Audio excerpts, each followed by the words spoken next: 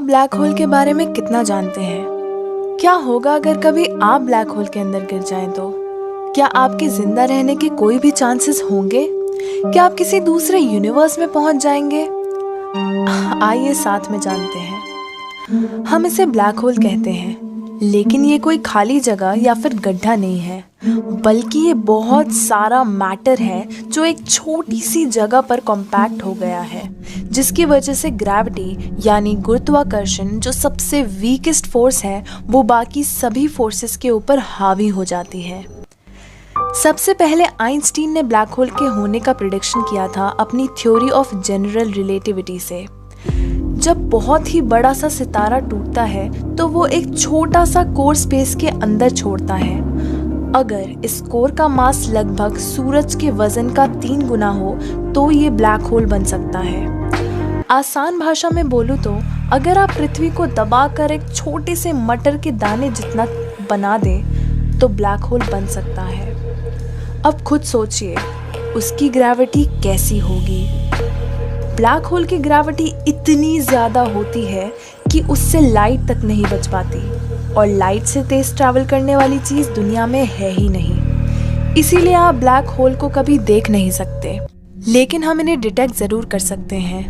Black hole जब चीज़ों को अपने अंदर लेते हुए मूव करता है तो उसके आसपास के गैसेस और मैटर फोर्स ऑफ ग्रेविटी की वजह से उसके चारों ओर एक डिस्क बना लेते हैं, और वो इतनी तेज़ी से घूमते हैं कि वो गर्म होकर एक्सरे इमिट करने लगते हैं, और यही एक्सरेज हम अर्थ से डिटेक्ट कर सकते हैं। चलिए अब मेन बात पर आते हैं। क्या आप ब्लैक होल की मिस्ट्री को जानना चाहेंगे उसके अंदर जाकर?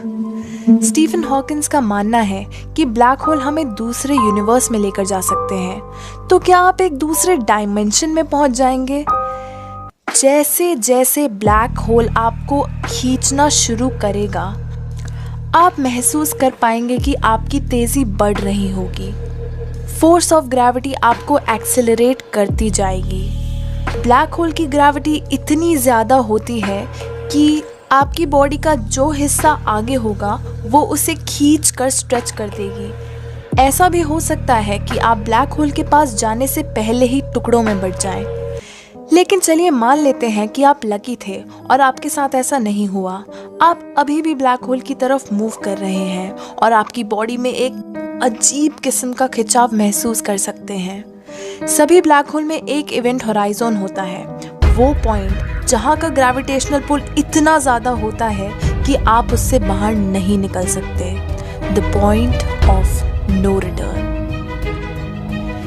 लेकिन इवेंट होराइजन को क्रॉस करना तो खतरों की सिर्फ शुरुआत है। ब्लैक होल के सेंटर में एक ग्रेविटेशनल सिंगुलैरिटी होती है जहाँ डेंसिटी इन्फिनाइट हो जाती है।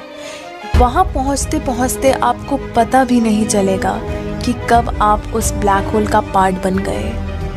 अगर हम एक ऐसे इंसान की बात करें जो इवेंट होराइजन के बाहर से आपको ऑब्जर्व कर रहा हो तो उसके लिए चीज़ें थोड़ी अलग होंगी। बाहर खड़े ऑब्जर्वर के लिए इवेंट होराइजन के पास जाते जाते आपकी स्पीड धीमी होती जाएगी, आप डिम होते जाएंगे और हल्के लाल रंग के दिखने लगेंगे।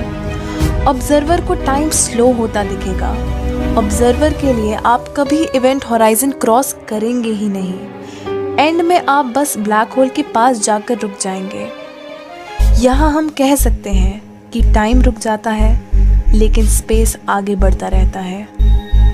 स्टेलर्स ब्लैक होल सबसे कॉमन होते हैं और बहुत खतरनाक भी। इनके पास कोई भी चीज़ आए तो ये उनके हजारों टुकड़े कर देते हैं। क्या हमें ब्लैक होल से खतरा है? फिलहाल तो नहीं। सबसे नियरेस्ट ब्लैक होल भी हजारों लाइट ईयर्स दूर है। अगर एक बार हमारी बॉडी ब्लैक होल के अंदर चली जाए तो आखिर एंड में होता क्या है? इसका जवाब है हॉकिंस रेडिएशन में। नाम से तो पता चल ही गया होगा किसने डिस्कवर की है। हॉकिंस रेडिएशन ब्लैक होल की रोटेशनल एनर्जी और मास को रिड्यूस करती है, और इसी को ब्लैक होल इवेपोरेशन भी कहते हैं। ब्लैक होल जो भी चीज़ें अपने अंदर लेता है वो इवेंचुअली रेडिएशन के रूप में बाहर आ जाती है, आपकी बॉडी भी।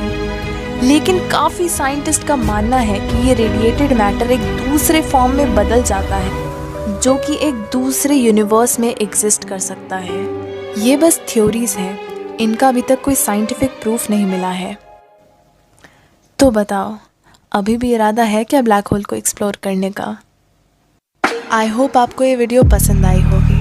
अगर आप ऐसी और वीडियोस चाहते हैं तो हमारे चैनल को सब्सक्राइब करिए। हम जल्द लौटेंगे कुछ और इंटरेस्टिंग फैक्ट्स के साथ। तब तक के लिए ख्याल रखिए। मिलते हैं नेक्स्ट वीडियो में।